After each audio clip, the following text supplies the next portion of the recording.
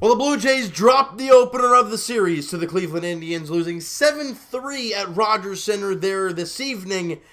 Mike Clevenger was on the mound for the Cleveland Indians, and Ryan Borucki, the story of the ball game was, we're going to sit here and talk about Ryan Borucki quite a bit here in his first start of the year, and it is so nice to see him back. Now, when we saw early in the ball game, we see him rubbing blood on his pants, and we're like, No, there's no blister. No, there's no blister issue.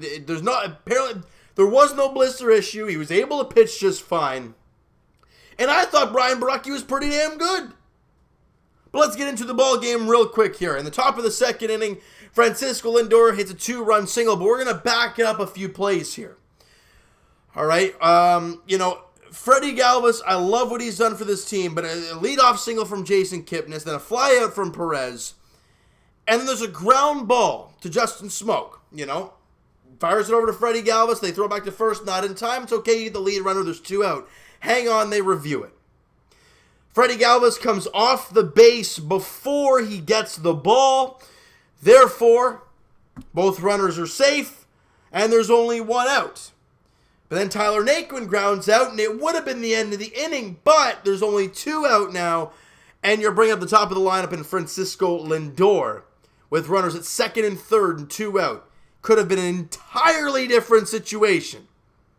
You could have had the number 9 hitter up with a guy at first and 2 out. Not a big scenario.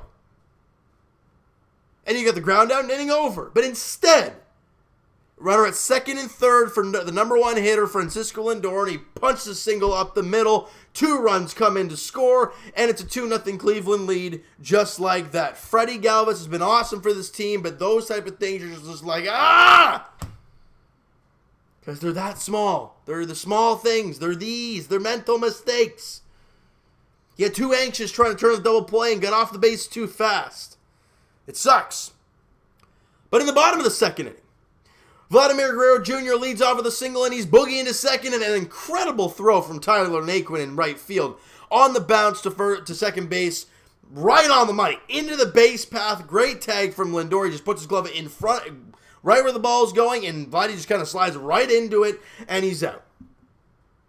Can you blame Vladdy? No. Did he make a great round of first? No. But that was just an absolutely incredible throw from Tyler Naquin in right field. I mean, it was on a bounce, right low, into the base path. I mean, you can't throw it any better. It was an incredible toss from Naquin. If that ball's up, if it's off to the side a bit, Vladdy is sliding in safe. But instead, he's out. Next batter, Justin Smoke, and he crushes the ball to center field, and it's gone. Smoke bomb. What is that? Smoke bomb for Justin Smoke.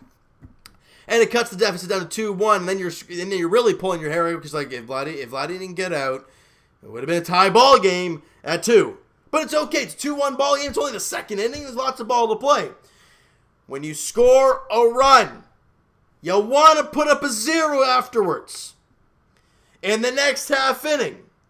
Look, I love Borucki, but he gave up a ringing double to Jose Ramirez with 2 out. It's all 2 out, nobody on. And he rips double off the center field wall. Next batter, Jason Kipnis hits a little dribbler up the middle and into center field. Ramirez comes in to score. The ball had eyes, and it's a 3-1 game. They get that 1 run right back. Top of the 5th inning.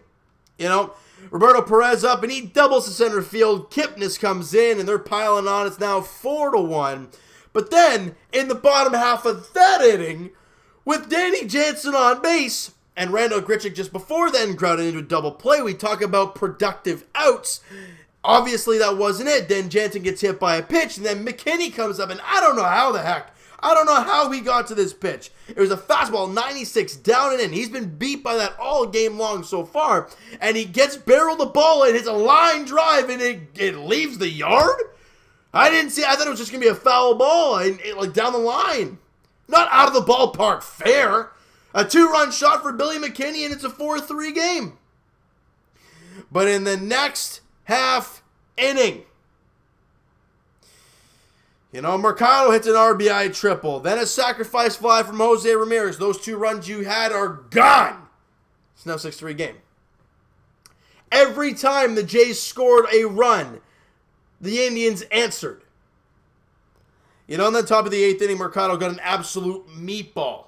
Absolute meatball from Sam Gaviglio. I mean, it was a slider right over the middle of the plate. That is exactly what you call a hanging breaking ball. And he crushed to left field and it was gone. It's made it 7-3. Bottom line, though, the Jays only had 3 runs on 5 hits. Vladimir Guerrero Jr. had 2 of them, which is nice to see. But the team had 5 hits.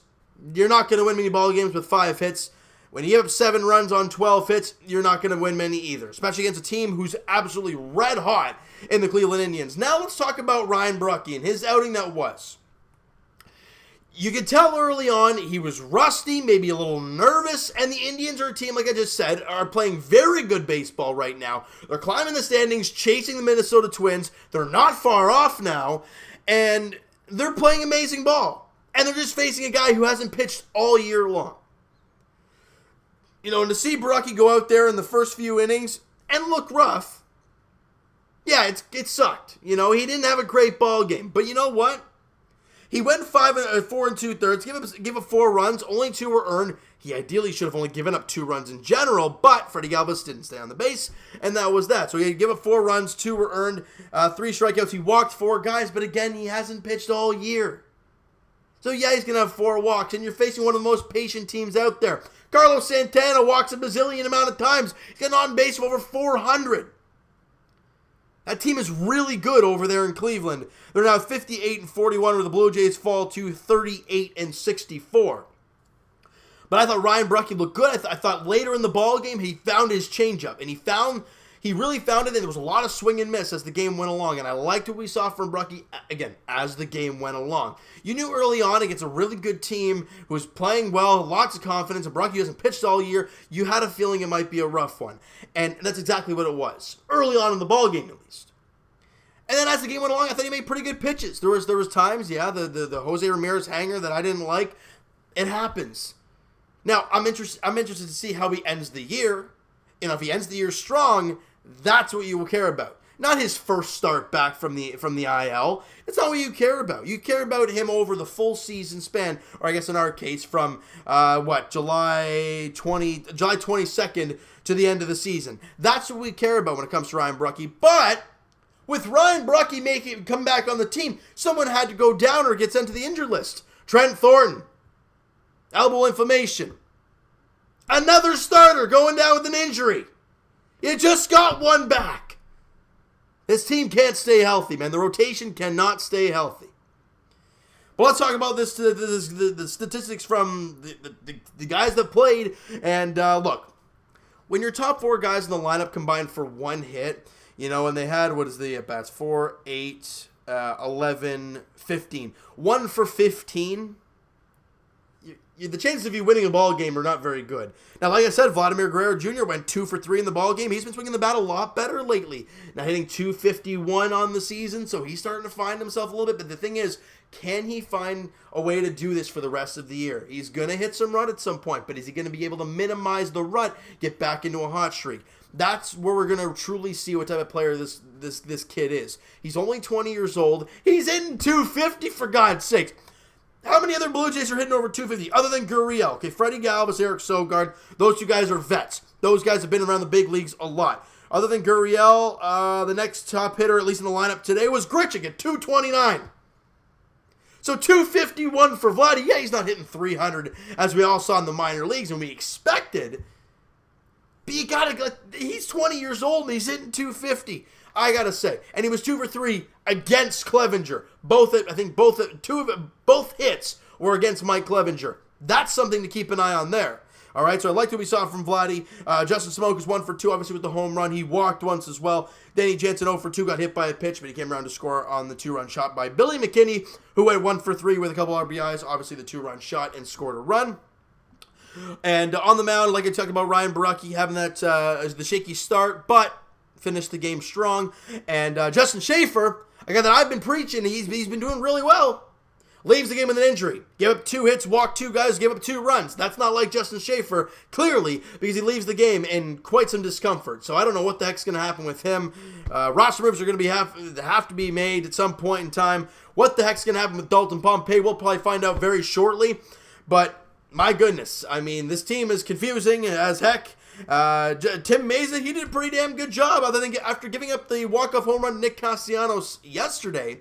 Gets right back into the ball game today and goes an inning and 2/3, gives up 1 hit, no walks, no runs, and a strikeout. Good job by Tim Mesa in his inning and 2/3. Gavila gives up the meatball in his inning of work, and Derek Law throws a clean inning there in the top of the 9th inning. And that rounds out the stats for the game. You lost 7-3. It sucks. Game 2 goes tomorrow night. 7:07 first pitch at Rogers Center. Trevor Bauer versus Aaron Sanchez.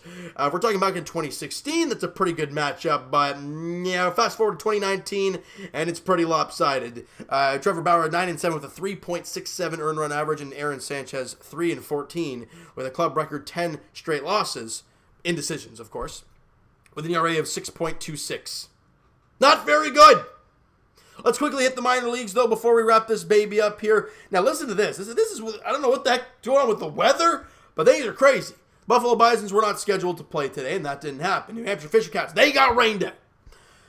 The Dunedin Blue Jays, they got rained out. Lansing, well, they, where are we here? Is this today?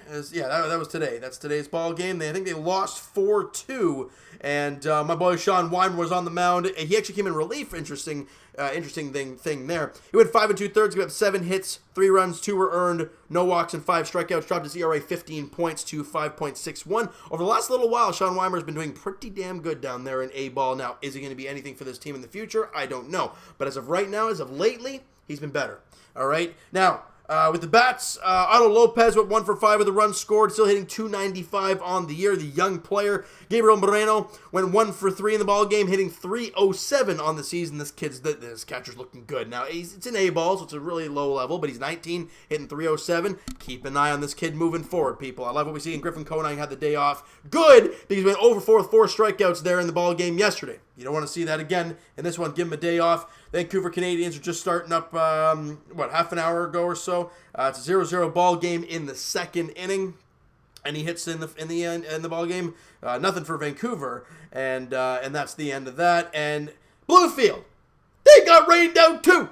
3 affiliate teams of the Blue Jays got rained out in their ball games today. Crazy. Lots of doubleheaders, though, for tomorrow. So if the Jays get absolutely wiped tomorrow, and I don't have much to talk about when it comes to them, we're going to have plenty of minor league content to talk about. So that's kind of good news in a sense, but we want to see the Blue Jays actually do something against Cleveland.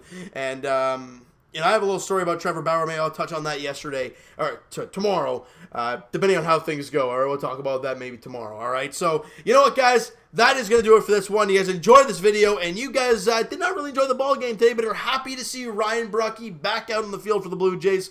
Smack that like button, I do appreciate that. Hit the subscribe button if you guys have not already. Comment down below your thoughts on the video, your thoughts on the ball game, your thoughts on Ryan Borucki's first outing since coming off the IL, and first start all year, really. What are your thoughts on him? I mean, obviously there's going to be rust, but overall, what'd you think of his stuff? I thought he wasn't bad for his first time out there, and I think he's going to continue to progress and look better as the season goes along. The remainder of the season, I guess.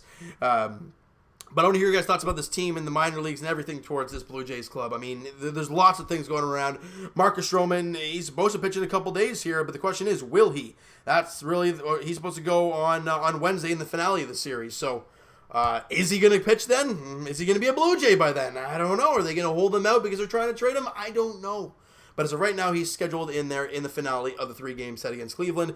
But, guys, check out my main man, Mo Buckets, on Twitter. Blue Jays Wave on Instagram. I've been on the podcast with him a few times here and there. And I hope to be on there this week with him. It's going to be a lot of fun. All right, links down not links, sorry. Check out on Instagram, guys, Blue Jays Wave. I think, if I'm not mistaken, I'm going to check it out here. Because I follow Blue Jays Wave. They post awesome content, and they're really, really fast after the game and all that stuff. They've already probably posted the post-game stuff, so it's really, really cool. He posted the Justin Smoke home run. So if you guys did not have a peek at Justin Smoke's 430-something odd bomb that he had, go check it out on Blue Jays Wave, guys. Twitter is down below. Follow up, send me a DM, do all that great stuff.